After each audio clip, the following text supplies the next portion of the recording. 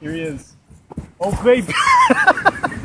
Weezer. Album 2016. It's the White Album. The White Album. So it's been a while since we've had a true blue Weezer comeback.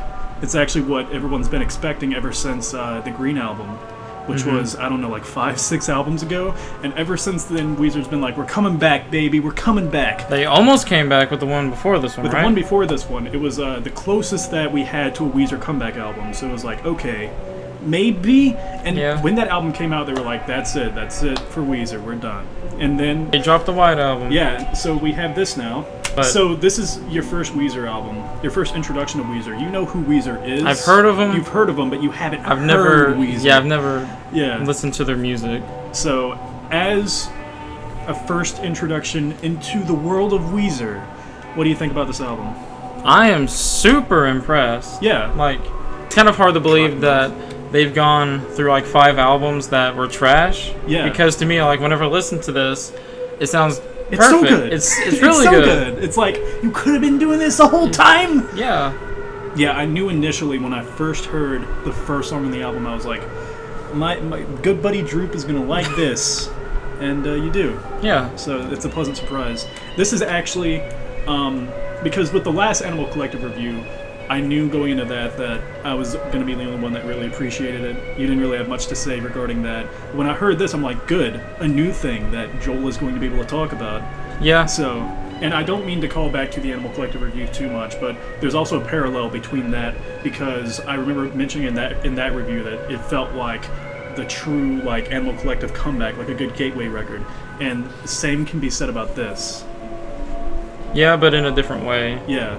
I mean, like, if you're wanting to get into Weezer, I would check out this album, which it worked for you, because I showed you this, and you were like, I want all Weezer. I'm buying all of it. I want all of it. So getting into the songs on this album, something that Weezer has always had, even in the worst of Weezer's discography, is that they're able to take these really basic concepts and express them in really complex ways, and still make it accessible, you know? Yeah. Like, it's very hard to make references to Greek gods like Sisyphus catchy, but they managed to do that on this album. And something that Rivers has always been excellent at is being super confessional. And this isn't, their next Pinkerton. It is their first concept album since Pinkerton, because a general theme on this album is women, and how Rivers views women. And that actually brings me to one of my favorite tracks on the album. I like all of them, but Thank God for Girls, which the first 2 verses of this track are pretty self-explanatory, but my favorite verse on the track is the third one, where he's speaking about God taking the rib from Adam and creating woman. And despite that... And even though God put him through all this pain, he is still very, very thankful for God for creating woman in general, you know? And it's not like they have this lyrical veil over them. Like, they're very easy to get into. Like I said, there are a lot of basic themes, like Girl We Got a Good Thing. I mean, listening to that, it's like, okay, there's no crazy lyrical rabbit hole to go down. But still, the tracks are incredibly well crafted. The production on this album is fantastic. It is spot on. Spot on. Super clean. It's like, imagine if the Blue Album was made today. Like, even though the Blue Album is fucking... I have no complaints about that album. But, listening to it now, it's very of its time. It's like, this sounds like an album made in 1994. Going back on Girl We Got a Good Thing, the production is pretty basic for the first, 2 minutes of the song. But then the climax, they kick it off. Yeah. Like whenever the third verse gets off, you got some higher guitar riffs. The song starts speeding up a little bit. It starts the drums getting more get really intense. Cinematic. Yeah. Yeah. And that's something else about this album. The choruses on this thing are fucking explosive. Like the second that the chorus is hit, it's like, I know this is the chorus. Yeah. It's not like you have an album where you have a general concept, but the radio hits are completely different. Yeah. Simply because they're radio hits. So what do you think, Tyler? Shit. Yeah, dude.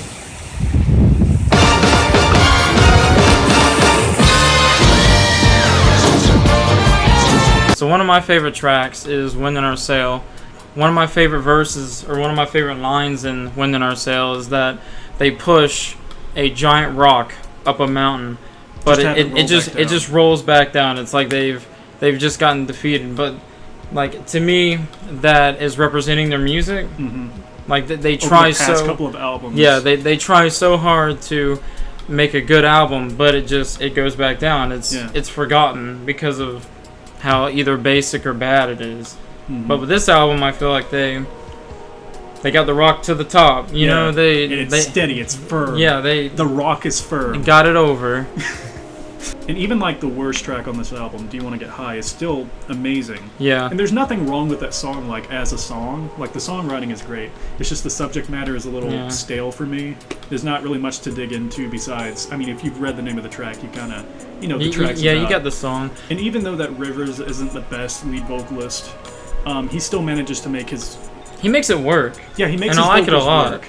Especially on Jacked Up, where he's hitting those high notes and really reaching into the upper register of his voice. It doesn't sound amazing, but it fits the band. He's kind of making false high notes. Instead of making his voice go higher, he's making it go a bit softer, and then I think just amplifying the sound that it does. And it almost fits like the nerdy persona that they have, Yeah. Like, it'd be weird if Josh Groban were singing these songs, For me, the Blue Album still holds a special place in my heart.